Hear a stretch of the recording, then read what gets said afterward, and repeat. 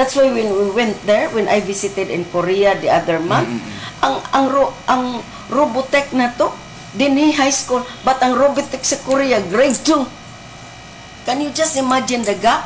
Because the parents there, pag ato na ko sa ilang research institute, I arrived there Sunday, there were so many parents who were with their children. Unya, ang parents mismo mo magtudlo, why? Mother tongue Manila. Ug nga ato, connect this wire to this wire. Ug in English na to, di man ka mao parents na to, for the few maybe, for the elite, di ba?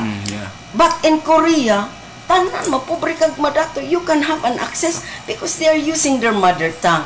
And it's very alarming. No, I went to Singapore, I went to Malaysia, I went to other countries. Ang mother tongue nila, even up to college, it's being taught. But we here in the Philippines, very negative ta because we believe that only those people who can speak English have the, shall we say, have the privilege of making themselves very developed. That is wrong. Because not all people who can speak English are bright. Exactly. They are not, that is not a guarantee. So, we have to put mother tongue in place, but only up to grade 3. Sad to note that in other countries, their mother tongue is used all throughout. Di ka kitag in English nga gi-translate ng ilang mga ayaw ilabay ang sagbot din ni ayaw bawal manghihit. Wala, puro mother tongue.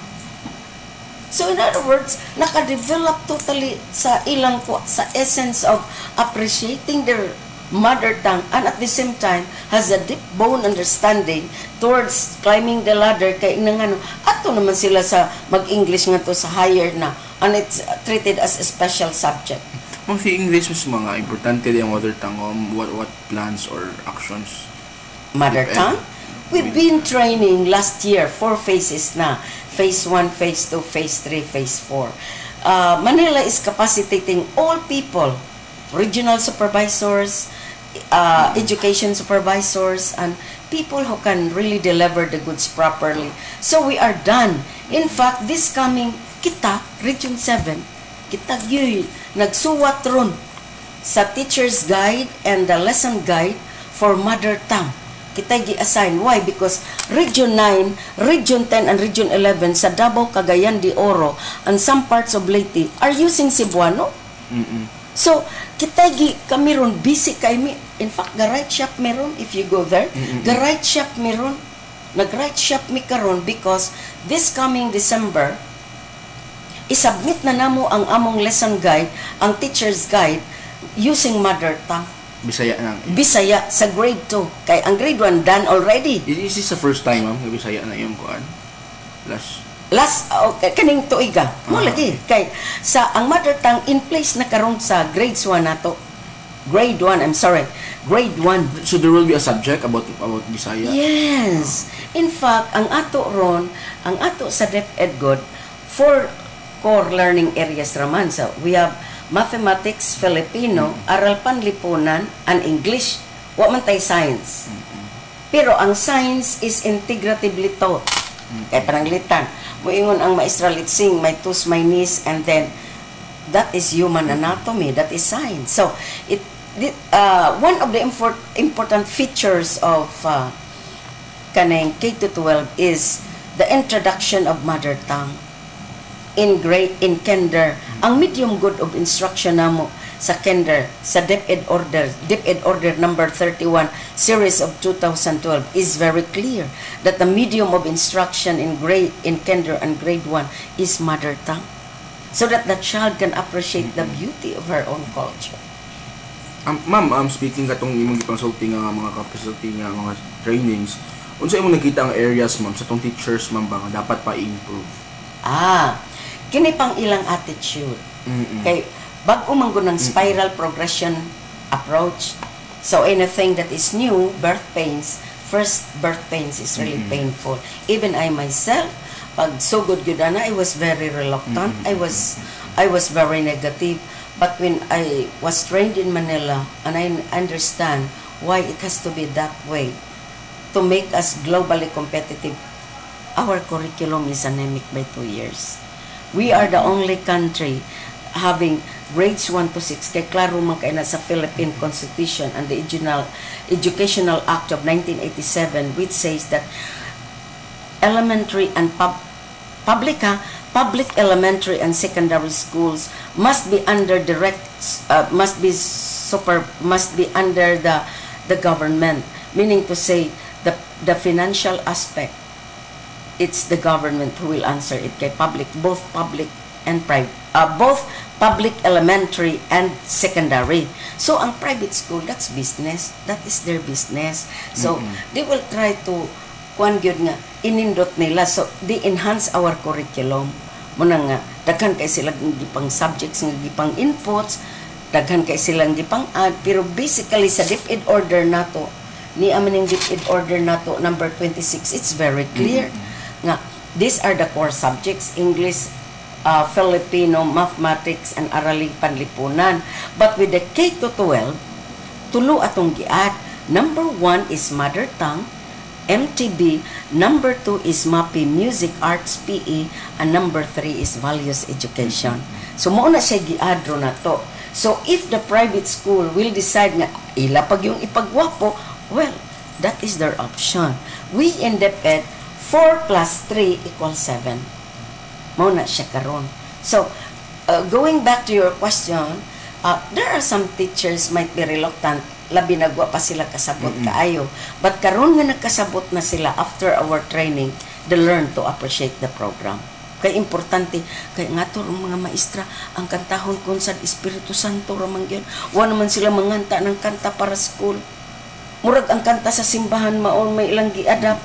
Ang sa simbahan to keep the sanctity and the holiness of the song. But the song that is intended for our children to sing, that should be sung by our children. So that's an initial, shall we say, murag bag-o na siya nga giato yung ipa-implement sa K-12 program. Nya, giara na to additional years from grades 11 and 12, which people do not understand it yet. Nganong na ay grades 11 and 12, klaro man kaayo ta nga to make the Philippines globally competitive, that has to be in place. Kay ang atong curriculum sa basic education cycle is only from grades 1 to 6, first year to fourth year. We are so in hurry to let the child finish and look for a job.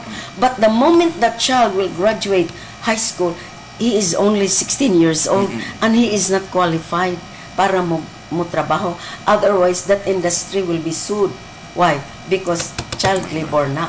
But if we have 11 and 12 in place, the moment he will graduate, he is qualified now for employment. Ma'am, how important is further studies and research, ma'am, to improve the teaching? That is really very important. That is really very important. In fact, one of the divisions now sa restructured namo nga region, policy, planning, and conduct of research. Because when we conduct research, basically, we will be able to find out certain problems, gray areas, that the region might address, that the school will address, that the division will address. Muna kami, even if this is CLMD, we ought to conduct research. All in the restructured Region 7, in the restructured program now, we ought to conduct researches because that is really very important. Aside from researches, what other studies should teacher undergo to strengthen their competence or pedagogy in teaching? Aside from that, we conduct trainings every now and then. The Field Technical Assistant Office, kami, the RFTAC, will continuously go out and then we monitor what particular aspect needs to be addressed, what crucial issues need to be addressed. So when we come here, when we report to the office, the regional director will call us a meeting wherein everybody, one big family, all of us, the 6 functional units, will reveal our findings.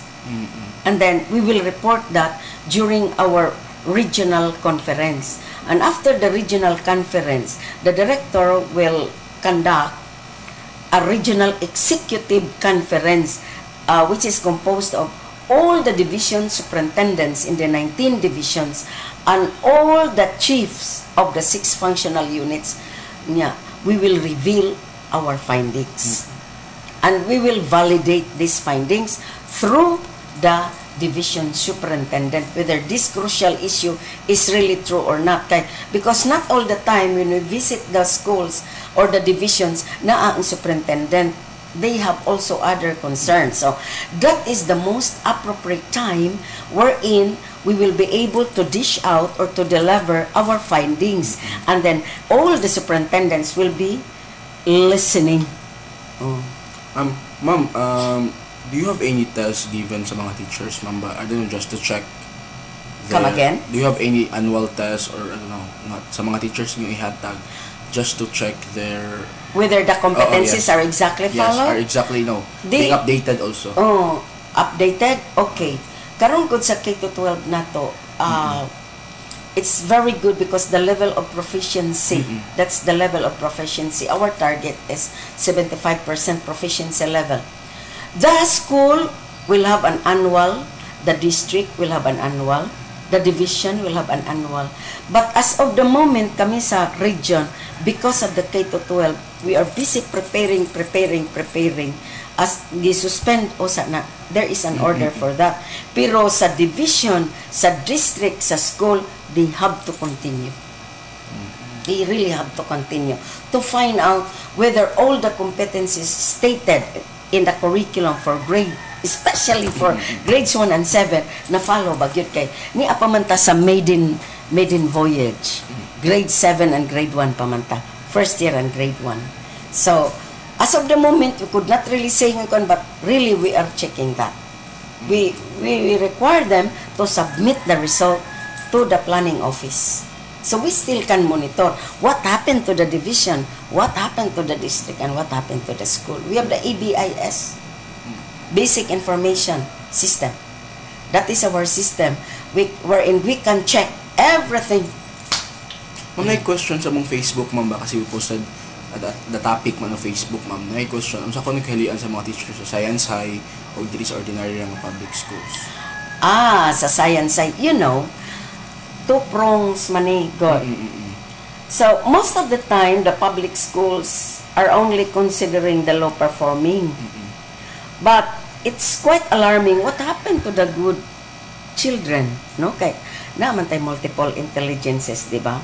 And we cannot discount the fact that there are pupils who are really advanced. So ang program na to gi-divide into two, for the low performing and the high performing. So for the high performing, starting from grade kindergarten, we have the Head Start. So we administer Raven's test. That is a psychological test that will identify how gifted the child is. So naatay rubrics ana. Pag elementary na niya, we have the special science education. No? Special science. So, giselect gyapon, gitagaan gyapon test na to, psychological test, to find out how gifted or what is the range of her ability. Pagka high school na nato, we have the science and technology program for the high school who are really very good. Unya, once nga ma-determine na namo nga these students are really good, kita amo silang gihatag sa usa ka school nga very special. And one of that is the science high schools. We have 15 science high schools. Another ni post ko sa mga Facebook ko ba is kana ang competence sa teachers. Bisa pag ang teachers ko na competent, smart, doesn't follow nga yung teaching ko sa mga students maayo. Kaya ako ni uban nga smart ang teachers, competent, but ang ilang teaching, I don't know, teaching methodology. That's why we keep on monitoring this. The regional, the RF TAP. We keep on monitoring that will go to the division, and we try to check whether these principals are doing their work. Kay naabi committed kay maestra, but because the administrator is very lax, di lang sad siya molihok. Depende gyapon na sa whether the sense of commitment really engulfed the personality of the principal. Again, we've mentioned before, hindi perfect ang system, but you really tried your best. We really tried our best. We are doing something. We are moving heaven and earth. Really,